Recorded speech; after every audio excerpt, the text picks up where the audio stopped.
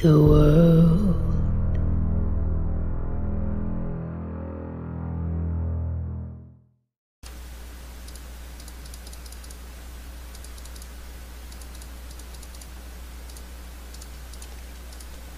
우선 고강민 선수가 조인됐고 이어서 박성균 선수까지 조인이 됐네요. 사실 이런 부분 같은 경우에는 분명히 또 뭐 의견이 다르기 때문에 의견 마찰이 있을 수밖에 없었는데 일단은 박성균 선수도 이제 동의를 했고 이제 또 머린들도 잡혔고 고강민 선수가 미라 멀티까지 잘 째놓은 상황이었기 때문에 고강민 선수가 또 경기를 이대로 몰수패 당할 수도 없다고 생각을 해서 또 선수분들께 동의를 구하고 이 게임으로 진행이 됐습니다. 자, 간단하게 2세트 바로 선수분들 설명만 드리고 바로 진행할게요. 아니, 방풀 준비 완료라니. 너무하네. 자, 일단 스타팅 같은 경우에는 두 선수 동일한 위치에 시작이 됐고요. 7시 화면의 좌측 하단에 위치해 있는 박성균 선수입니다. 현재 스코어 1대0으로 앞서가고 있는 박성균 선수. 리매치를 통해서 고강민 선수가 다시 한번 2세트에서 혈전이 준비가 되어 있고요.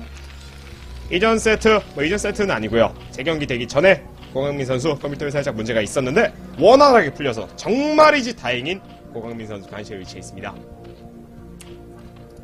자, 두 선수 모두 이제 진정하고 튕기고 여러가지 일도 있었던 만큼 이번 경기 자 모든 걸 쏟아부은 그런 재밌는 경기가 나오면 좋겠네요.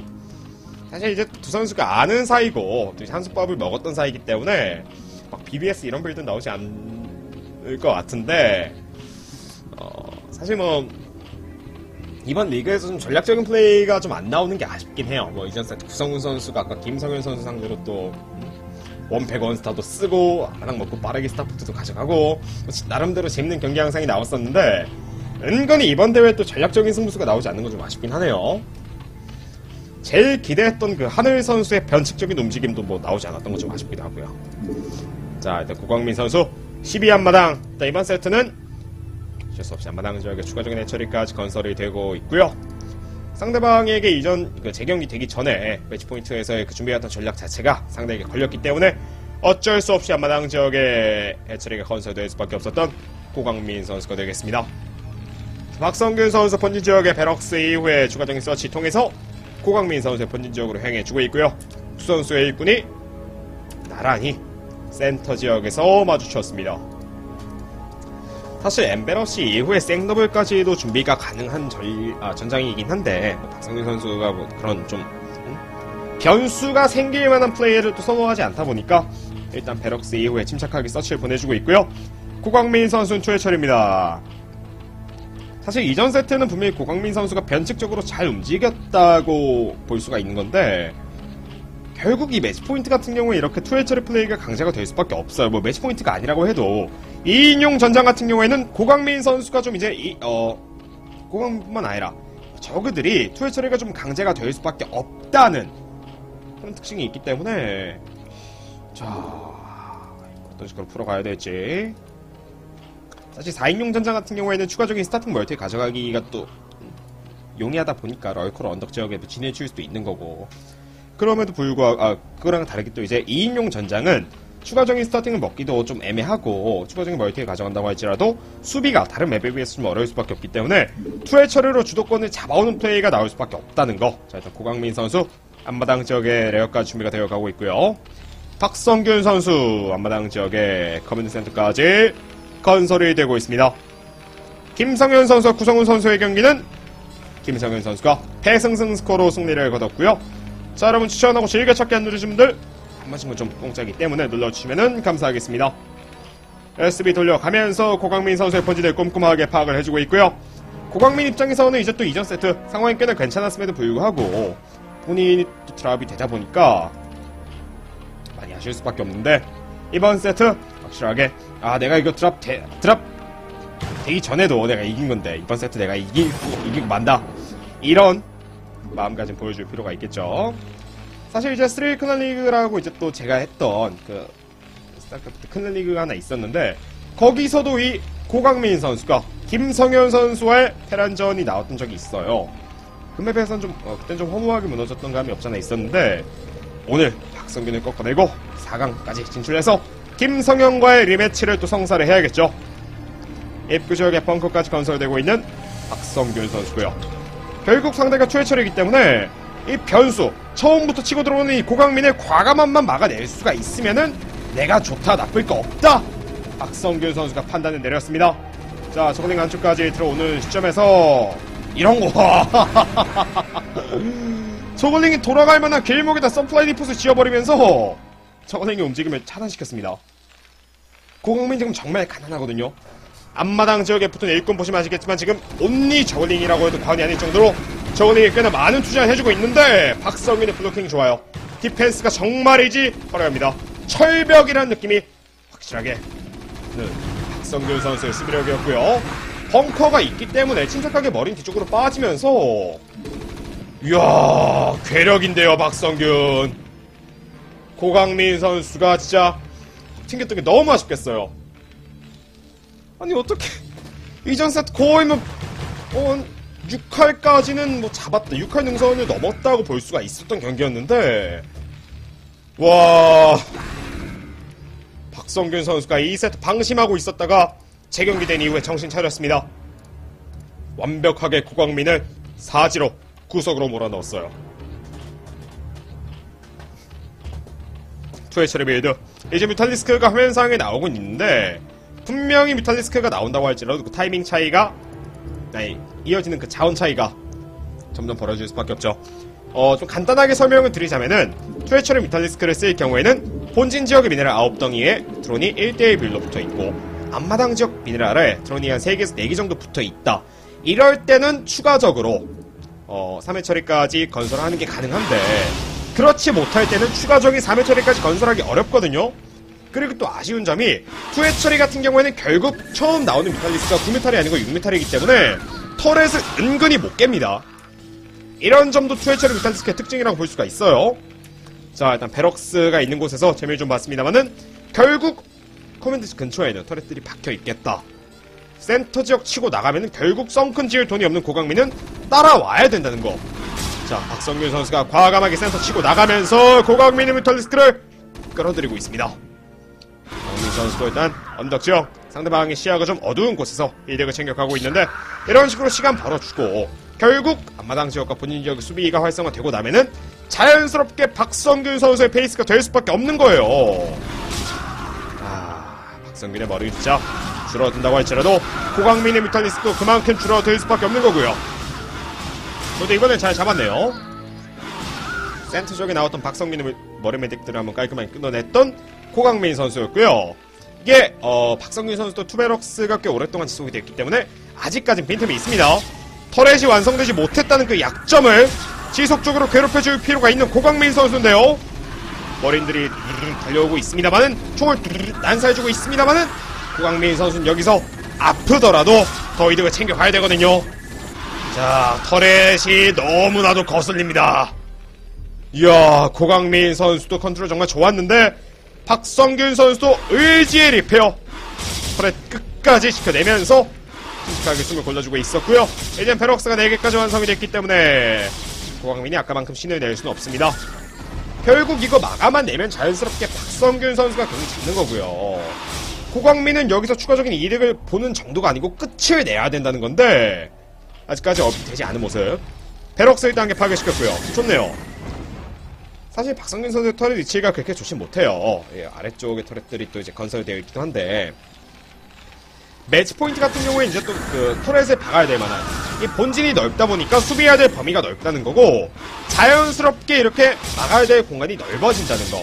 이런 점을 이용해갖고 고광민 선수가 재미를 좀 보고 있습니다. 3쿠션 데미지 팍팍팍 들어가고 있고요. 거기로 완성됐고요. 자, 4베럭스까지 올라갔습니다만 지금 남은 베럭스는 2개요. 우와, 레프트 매직 고광민 왼손의 마술을 제대로 보여주고 있습니다.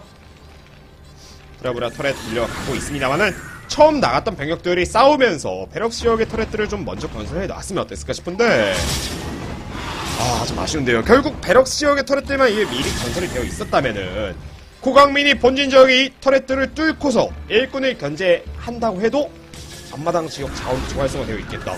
상당히 가난하겠다. 베럭스만 안전했으면은 충분히 박성균이 버텨낼 수가 있었거든요. 공일업까지 완성된 두 선수. 박성균도 고강민도 혼신의 힘을 다해서 버텨주고 있습니다만은 고강민이 재미 잘 보고 있는데요. 박성균이 지금 테크가 빠른 건 아니기 때문에 계속해서 뮤탈리스크로 이득을 챙겨가고 있는 고강민 선수고요. 박성균 선수도 지금 할 수 있는 최선의 수비 보여주고 있다는 거. 두 선수 손에 땀을 쥐게 하는 쫄깃한 경기 양상이 나오고 있습니다. 자, 아래쪽으로 돌아 내려오면서 터렛 한기 2기째까지 파괴시키고요. 3기째까지 어려웠습니다. 왕민의 뮤탈리스크는 뭐 자연스럽게 방어이 되어 있나요? 죽지도 않네요. 박성균 선수 일단 베럭스 5개까지 다시 한번 제거됐기 때문에 숨을 골라주고 있고요. 지금 앞마당 지역에 스캔 없고 본인 지역에 스캔 있네요. 뭐 원스캔만 있어도 지금 상대 베이지를 맞춰가는 건 충분하기 때문에 원스캔으로 수비를 해주고 있는데 결국 상대 앞마당 지역에 스캔 뿌렸을 때 일꾼 자체가 별로 없는 만큼 박성균은 급할 거 없어요. 마가만 내면 이긴다는 거 누구보다 잘 알고 있습니다. 그냥 아끼지 말고 본인 지역에 추가 터렛 더 지어가면서 침착하게 버텨낼 필요가 있는 거예요. 자, 박성균 나가나요? 이거 좀 아닌데요. 본진 지역을 그냥 마가만 내고 있어도 괜찮았을 것 같은데 치고 나가면 고강민이 돌아와야 되는 건 맞는데 본진 지역의 피해가 좀 누적이 되고 있습니다. 근데 이거는 고강민 선수 뮤탈리스크들이 이제 돌아와야 되는 것부터가 좀 뼈아플 수밖에 없네요. 자, 오버로드 속간해주고 있고요. 추가적으로 오베럭스에서 추가적인 병력들이 생산되고 있습니다. 터렛들을 깨는 시간이 좀 걸렸었고 고강민 선수 단순 뮤탈만으로 이 병력을 막아야 된다는 것 자체가 뼈아플 수밖에 없는 거예요. 3기까지 속였고요. 머린들 공일업까지 완성이 됐기 때문에 뮤탈리스크도 잘 속아낼 수가 있는 상황이 됐습니다. 자, 뮤탈리스크 1기, 2기 추풍 낙엽처럼 떨어지고 있는 고강민 선수의 뮤탈리스크가 되겠고요. 박성균 1.4도 잘해주고 있고 이런 식의 소모전은 어차피 베럭스가 5개까지 늘어나 있는 만큼 여유가 있는 거죠. 자원적인 피해가 좀 있긴 했어도 걔는 지금 다시 수복이 되어가고 있고 본인 지역의 재차 터렛이 건설되어 가고 있고요. 센터 지역에 있는 고강민 선수의 뮤탈리스크는 발전이 없어요. 결국 뮤탈리스크 말고 다른 유닛이 나올 수가 없기 때문에 이 뮤탈리스크 하나만으로 승부를 봐야 된다는 건데 그 하나의 키카드 유닛이 숫자가 괴멸당했습니다. 센터 지역에서 본인이 원하는 소모전 다 했습니다. 그럼 본인 지역의 병력들이 얼마나 남아있을까? 이미 한 부대가 넘게 나와있는 박성균 선수고요. 고강민은 다시 들어온다고 해도 박성균이 나오면 계속 따라가야 되는 거예요. 결국 베럭스 지역을 장악해서 완벽하게 끝을 내지 못했던 게 박성균 선수가 다시 한번 숨통을 고르고 치고 나갈 수 있었던 발판이 됐고요. 꾸역꾸역 막아내면서 박성균 선수 2대0 승리가 코앞에 있는데요. 센터를 경우에서 치고 나갑니다. 고강민 선수도 뮤탈리스크에 혼신의 힘을 다해봤습니다만은 박성균, 여유를 되찾은 박성균에게 노래나무로 승부가 될 수가 없죠. 스팀팩 먹어가면서 센터 지역의 오버로드 가난하기 때문에 오버로드 한 기도 뼈아플 수밖에 없는 고강민 선수가 되겠고요. 그 넓은 평지에서는 뮤탈리스크가 이득을 볼 수가 없습니다. 결국 이렇게 또 언덕 지역, 상대 시야가 안 보이는 외곽 안개 지형에서 이득을 봐야 된다는 건데 박성균이 바보가 아닌 이상 거기서 싸워줄 필요가 없어요. 센터에서 그냥 왔다리 갔다리 해주면서 너 뮤탈 내 본진 오면은 나 그냥 들어간다, 이런 무언의 압박 정도만 가해주도 고강민은 끌려다닐 수밖에 없는 거고. 야, 고강민 선수도 이제 마음이 급해지고 있는데요. 뮤탈리스크 움직임도 이제 슬슬 둔해지고 있습니다. 박성균 선수 이제 스타포트까지 순차적으로 건설이 되어 가고 있고요. 1.4가 너무 좋아요. 고강민 어려운 상황에서 버텨주고 있는데 이제는 단순 머린들이 아닌 패스 테크까지 가스 효율 제대로 받는, 탄력 받는 박성균의 패스 조합이 되기 일보 직전. 퍼실리티까지 이제 슬슬 공사가 될 것 같고요. 스타포트 완성이 됐습니다. 머린 메딕들이 아직까지도 고강민의 뮤탈리스트를 괴롭혀주고 있는 가운데 피 없는 뮤탈을 섞어내면서 잡혀도 자기 역할 다 했죠. 아까보다 더 나갑니다. 아까 한 부대가 조금 넘게 나갔으면 이제 두 부대 나가볼게. 이번에도 버텨봐. 고강민은 지금 숨에 헐떡이면서 버티고 있는데 박성균은 그냥 가볍게 잽. 고강민에게는 이보다 더 숨막히는 상황이 있을까요? 뮤탈 돌려가면서 박성균 선수의 머리 흔들을 솎아주고 있습니다만은 속기는 뮤탈리스크 숫자가 이제는 더 많아 보이네요. 1-1업까지 준비된 박성균 선수가 되겠고요. 센터 지역 계속해서 고광민의 발은 묶여 있습니다. 추가 중인 일꾼이 붙는 것도 아니고요. 박성균은 이러면서 이제 베슬 테크가 목전에 와 있고요. 머리 메딕이 어느샌가 본진 지역에 두 부대가 다시 한번 쌓여 있습니다. 고광민의 뮤탈리스크는 이제 그림자가 많이 연해졌어요. 한 부대가 채 안 되는 병력을 이끌고서 고광민 선수가 여기 치고 저기 치고 분전을 해주고 있긴 한데 분전을 해주는 그 과정일 뿐이지 결과로 이어진다는 보장은 없거든요. 박성균이 결과를 챙겨갈 것 같은데요. 고광민이 신은 냈습니다만은 박성균에게 결과를 내줄 것 같습니다. 박성균 침착해요. 이런 상황에서도 무리해서 나가지 않고 침착하게 조금씩 뮤탈리스크 커트에 가면서 상대의 숨통을 줄여가고 있고요. 고광민 선수가 뒤쪽 추가 병력을 끊고자 왔는데 어렵네요. GG! 박성균 선수가 2대0으로 승리 거두면서 8강의 일정이 끝이 났습니다. 4강에 4명의 선수들이 모두 결정이 났습니다.